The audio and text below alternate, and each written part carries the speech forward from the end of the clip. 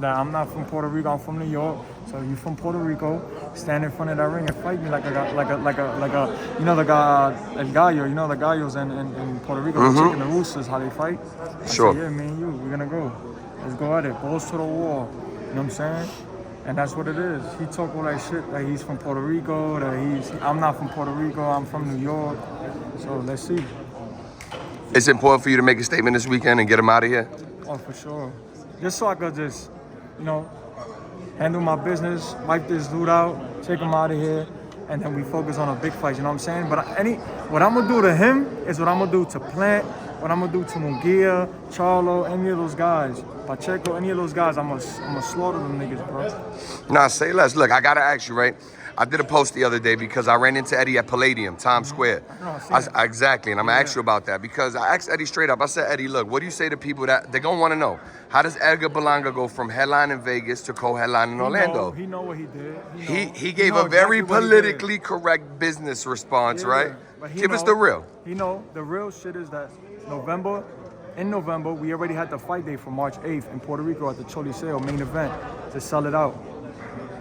It was an ongoing negotiation business deal that we had, and it was simple. We fight, our headline, I'm a free agent after. No, they want to go and put shit in the contract to extend contracts and shit and do the same shit they did with me for the Canelo fight, you know? Take money, take 20%, you know what I'm saying? And we're not doing that. I don't feel like is that necessary no more. I know that my name is big enough to make any big fight happen. You know what I'm saying? I don't need to be tied in with no promoter trying to control me. I'm a boss at the end of the day. And these guys are business. These guys, they got to be business partners with me. They're not my boss. You know what I'm saying? Like, people got to understand, right, that with boxing, they run to the TV network to get the bag. And then the TV network dishes out the money to the promoter. The promoter grabs the money and then breaks you off. Yeah. So why do I have to bow down to him for what? I could have made that fight March 8th happen myself. We could have got any TV network to go ahead and make that fight happen. You know what I'm saying? Clarissa Shields did it in her hometown, no problem. With Salida, the Zone, he did it no problem. They had a bunch of people that nobody knew who was fighting on that card, and they gave him an opportunity.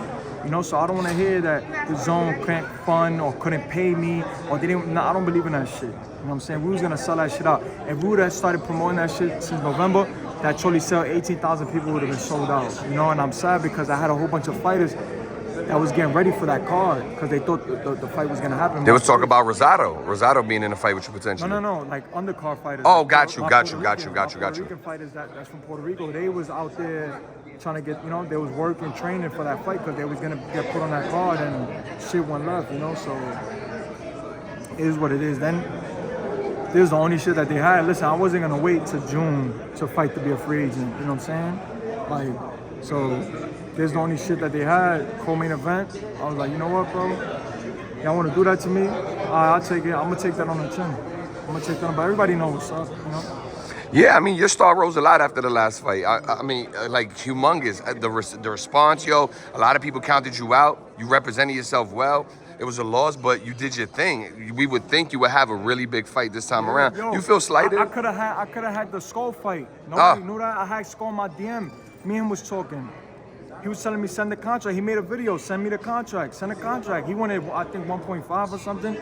Pay that. We pay that. If you're a good businessman, you would have do the. If Eddie Hearns really fucked with me, he would have said, how much you want? 1.5? I'm gonna make the Zone pay that. Do you think? Let's because as soon as I got the belt, it's over. I was gonna beat him. That Skull was easy work. I was gonna beat that guy. You get what I'm saying? With the rehydration, I was gonna do all that shit. Rehydration, close, all of that bullshit. I was gonna do it because I knew I was gonna beat him. I get the IBF world. I'm an IBF world titleist. I got the title. Now Canelo gotta come because he want that undisputed. And look, now he's fighting Skull and May.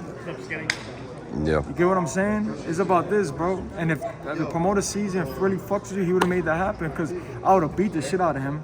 I would have got my title. Right? Yeah. Canelo would have probably fought somebody else, and then me and him would have been probably headlining in September for Undisputed. You know what I'm saying?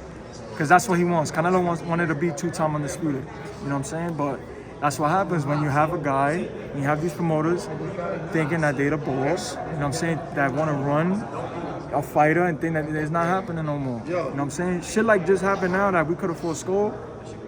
Me being by myself or me being with a business partner, not a nigga that think he's my boss, we would have made the fight happen. But don't Eddie always, that's like something he preaches a lot. Like he'll say, I've seen him say it right next to you, he's the boss, you know, whatever he wants. Yeah, but it's more, you could talk about it and then it's actually doing it, you know what I'm saying? Mm-hmm. If you really about that, if you really fuck with me, you would have made that shit happen, bro. You would have made that shit happen like this. Yo, give me that. Take that. Berlanga, oh, he wants to fight. He wanted to fight Skull. He wanted to fight. He didn't know he was going to fight Canelo. You know, Canelo's a boss right now. Canelo could do whatever the fuck he want. He could fight a guy from Walmart and make millions, you know? Mm-hmm. But with me, Skull wanted it because he knew he was going to make the bag, you know? But just 2 questions for you, Edgar. You feel disrespected? Absolutely. Is this their last fight on Metro? Yes. You heard it here first. Free agent after this. You heard it here All the first. TV networks, all the promotions, reach out, let's get this money. Say less. My man Edgar Berlanga fighting this week in Caribe Royale. You heard him. He knocking this guy out. Light work. You say it's easy work. We out of here. Fight Hype. KG. Peace.